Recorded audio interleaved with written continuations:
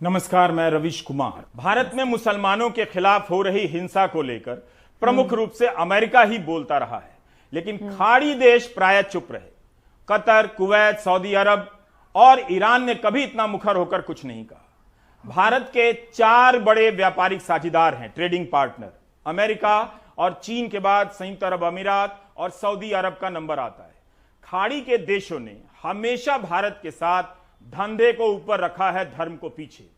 2019 तक सऊदी अरब, संयुक्त अरब अमीरात, बहरीन सहित 6 देशों ने प्रधानमंत्री मोदी को सर्वोच्च नागरिक के सम्मान से नवाजा है, जिन्हें मुस्लिम देश कहा जाता है। इस्लामिक नेशन कतर से एक बड़ा बयान रिलीज हुआ है गुस्ताखे नबी के खिलाफ। जी हाँ, महाराष्ट्र से रामगीर नामक एक पॉपुलर शख्स नबी पाक की शान में गुस्ताखी करता है और अपॉलोजाइज भी नहीं करता है। खैर, अगर ईमान होता तो पैगंबर साहब की बेहुरमती करने की हिम्मत ही ना होती उसकी, पर हुई क्योंकि देश में इसके खिलाफ कड़े कानून नहीं है। और ये कितना गलत है, इमोरल, नॉन एथिकल है कि आप किसी रिलीजन के जो डिवाइन पर्सनालिटी है उनके ऊपर सवाल उठा रहे हैं। मैंने नहीं सुना इसका बयान, ना मैं सुनना चाहती हूँ, ना आपको सुनाना चाहती हूँ। बस मुद्दे की बात हम करना चाहते हैं कि कतर ने क्या बोला है। रवीश कुमार जी हमारे साथ इस वीडियो में नजर आएंगे हमको इन्फॉर्मेशन देते हुए। हे हाय हेलो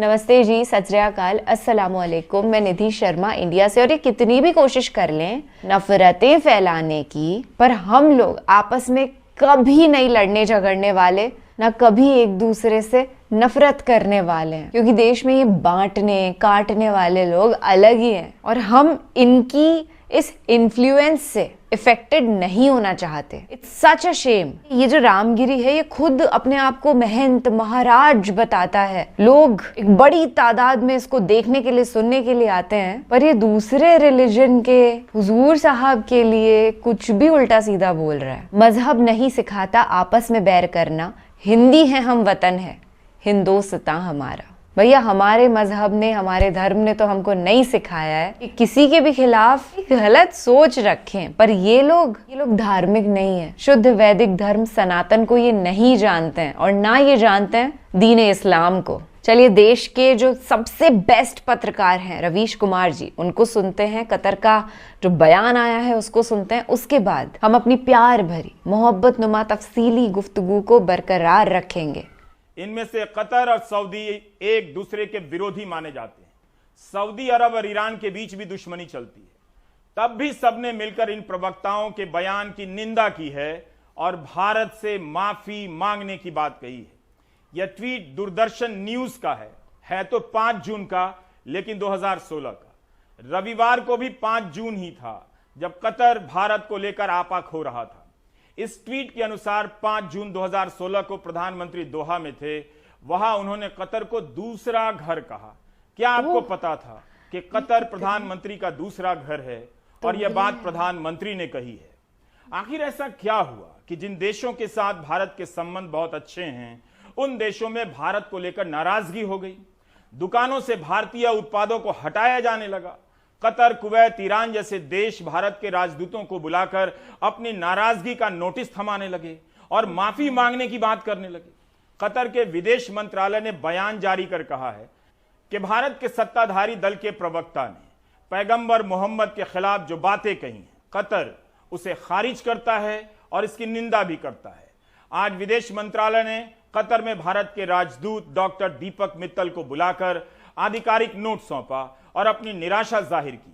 कतर ने भारत के सत्ताधारी दल के इस फैसले का स्वागत भी किया है कि उसने प्रवक्ताओं को पद से हटा दिया है। कतर उम्मीद करता है कि भारत सरकार की तरफ से निंदा होगी और सार्वजनिक माफी मांगी जाएगी। इस तरह के इस्लामोफोबिया वाले बयानों को नहीं रोकने से हिंसा और नफरत का चक्र पैदा होता रहता है। सऊदी अरब ने बयान जारी कर निंदा की है। वैसे तो इन देशों में भी मानवाधिकारों के कुछ कम उल्लंघन नहीं है, मगर बीजेपी और सरकार ने उन बातों को नहीं छेड़ा। बीजेपी के पास आईटी सेल की सशक्त सेना है, लेकिन बीजेपी ने खुद पर ही कार्रवाई कर ली और सरकार ने बीजेपी के राष्ट्रीय प्रवक्ता को फ्रिंज बता दिया। क्या इसलिए कि भारत के लिए बचाव करना मुश्किल हो गया था? प्रधानमंत्री मोदी हर साल पैगंबर मोहम्मद के जन्मदिन पर ट्वीट करते हैं। उनके बारे में उनकी ही पार्टी के प्रवक्ता अनाप शनाप टीवी पर बोल रहे हैं, ट्विटर पर लिख रहे हैं, और 10 दिनों तक पार्टी कोई एक्शन नहीं ले सकी। यही संदेश जा रहा था कि पार्टी ऐसे बयानों और प्रवक्ताओं के साथ खड़ी है। इतनी बड़ी पार्टी की हालत देखिए।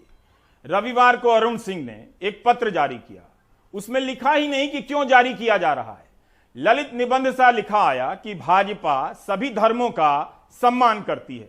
क्या भाजपा जो रूटीन काम करती है उसका भी बयान जारी करेगी, जैसे भाजपा सभी चुनाव लड़ती है?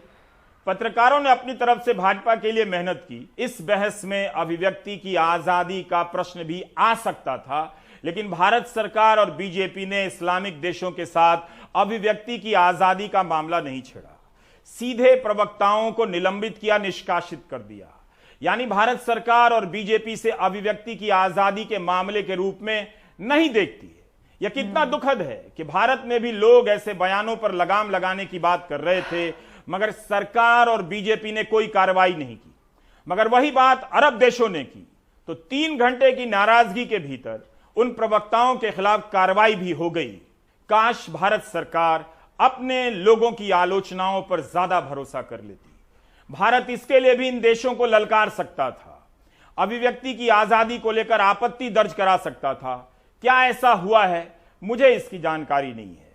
आइए अब इस प्रश्न से जूझते हैं कि 23 अप्रैल 2022 को सूचना और प्रसारण मंत्रालय ने सभी न्यूज चैनलों को एक चेतावनी जारी की। तब क्यों नहीं इस चेतावनी के अनुसार टाइम्स नाउ और एंकर नविका कुमार पर कार्रवाई की गई? मुझसे प्रतिशत में गलती हो जाती है, मुझसे तो नोटिस आते हैं। मुझसे नाम और जगह में बोलते हुए गलती हो जाए तो नोटिस की आशंका घेर लेती है, रात भर नींद नहीं आती। भारत को दुनिया के मानचित्र पर शर्मसार कर गोदी मीडिया को नींद कैसे आती है? इनके विज्ञापन दाताओं को नींद कैसे आती है? सवाल है सूचना प्रसारण मंत्रालय 23 अप्रैल की अपनी ही चेतावनी का इस्तेमाल कब करेगा? कौन से चैनल हैं जिन्होंने दिल्ली में हिंसा के मामले में भड़काऊ सुर्खियों और हिंसा के वीडियो वाले समाचार प्रसारित किए हैं, जो सरकार के अनुसार समुदायों के बीच सांप्रदायिक घृणा को भड़का सकते हैं तथा शांति एवं कानून व्यवस्था को बाधित कर सकते हैं?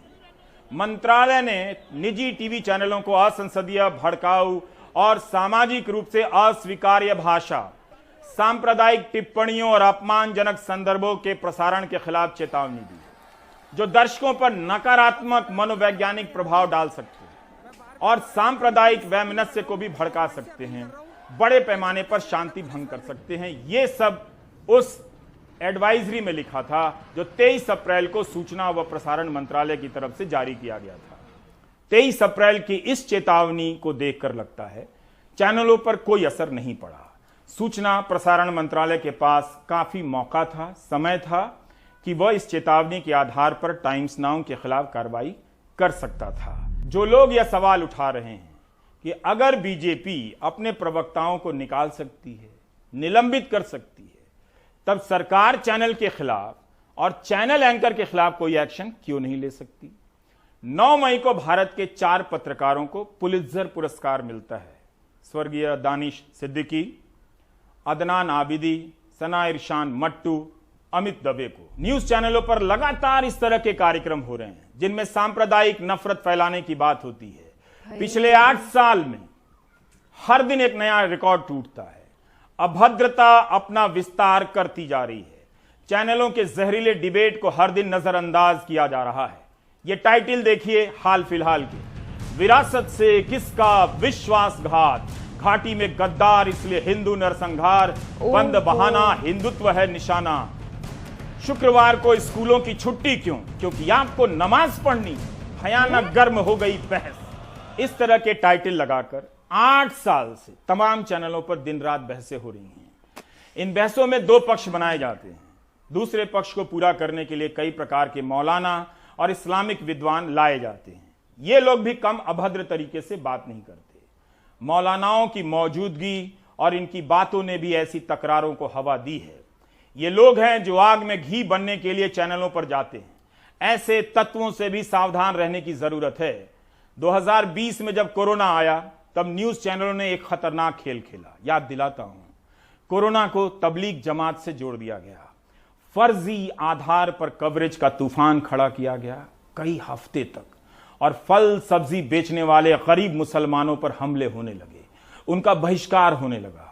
25 अगस्त 2020 के प्राइम टाइम का एक हिस्सा दिखाना चाहता हूं ताकि याद रहे कि इस दिन की चेतावनी हमने हर दिन दी है, आज भी दे रहा हूं, पहले तो दे ही चुका हूं। विदेशी पैसा हजम, मौलाना का खेल खत्म, कोरोना की रफ्तार का जमाती ड्राइवर, कोरोना वाले मौलाना पर वार, नोटिस 4 बार, जमात से गिरे, रोहिंग्या पर गिरे, देश में कोरोना की कितनी जमात, कोरोना बम, अब कोरोना के नाम पर जिहाद करेंगे, क्या खून देने से जमातियों के पाप धुल जाएंगे? 2 साल पहले का ये वीडियो है, तब ये माहौल था। अब तो इस ही माहौल को बरकरार 10 साल से भी ज्यादा हो चुके हैं, पर कोई डिफरेंस नहीं आया है। तब भी नुपुर शर्मा को पूरी आजादी थी कि वो नबी पाक की शान में गुस्ताखी कर सके, और आज भी रामगिरी ने किया। ये सांप्रदायिक दंगों को भड़काने वाले लोगों को समझ नहीं आता है क्या कि इससे मरेंगे तो हम आम हिंदू मुसलमान ही, आपस में लड़ेंगे कटेंगे तो हम लोग ही। पर खैर वो समझने की कोशिश ही क्यों करे, वो तो ऊपर गद्दी पे बैठे हुए हैं ना, जहाँ पर कोई उन्हें अटैक नहीं कर सकता। अटैक तो सिर्फ आम लोगों के बीच में होगा। मेरे जो जानने वाले हैं, मुझे पसंद करने वाले हैं, वो कई बार टेंशन में हो जाते हैं कि यार तुझसे जो नफरत करते होंगे उन्होंने अगर तुझे कभी भीड़ में देख लिया, क्योंकि अंधभक्तों की यही सोच है कि जो भाजपा का विरोधक है वो तो देश विरोधी देशद्रोही इंसान है, जबकि असलियत से इस बात का कोई नाता नहीं है। और आपने भी वो न्यूज़ देखी क्या, महाराष्ट्र की ही, जहां पर एक बुजुर्ग को मारा पीटा जा रहा है क्योंकि वो ट्रेन से सफर कर रहे थे और वो मीट लेकर के जा रहे थे। तो ये कह दिया गया कि बूढ़े दादाजी हैं, उनके टिफिन में गाय का मीट है। जबरदस्ती का एलिगेशन लगाया गया, जबकि इम्पॉसिबल है। जब बिकता ही नहीं वहां पे तो वो खरीदेंगे कैसे? उनको इतनी अभद्र गालियां दी गई, मारा पीटा गया, just because of the hatred. वो नफरत ने बहुत रूट से एकदम जड़ों पर असर किया है। तो भाई जिंदगी में बोर हो लेना, पर कभी मेन स्ट्रीम मीडिया को मत सुनना, वो गुमराह करने का ही काम करते हैं। और अफसोस है कि इस तरीके की वारदात हमारे देश में हो जाती है और कोई कड़ी कार्यवाही नहीं होती। हमारे बस में फिलहाल यही है कि जितनी मोहब्बत हो सकती है ना उतनी फैलाएं। हम हिंदू होकर अल्लाह अकबर बोले तो मुसलमान जय सिया राम के नारे लगाएं। भगवान का, अल्लाह का नाम लेने में दिल को बहुत सुकून मिलता है, पर जब आपसे जबरदस्ती कहा जाए कि जय श्री राम बोलो या अल्लाह अकबर बोलो तो बहुत चुभता है दिल के। और ऐसे ही ये घनघोर वाले अंधभक्त मॉब लिंचिंग कर देते हैं। आई होप कि ये हालात जल्द ही सुधरें। लगा यही था कि जब एनडीए सरकार आई थी तो वो कट्टरवाद नहीं रहेगा, पर वो कहीं ना कहीं बरकरार है क्योंकि बहुत डीप रूटेड हेट्रेड हो गई है ना। But we still hope it vanishes soon. ख्याल रखिएगा अपना और अपने सभी घर वालों का। महफूज रहिएगा। सच के साथ ऐसे ही खड़े रहना मेरे दोस्त। सत्यमेव जयते। जय हिंद।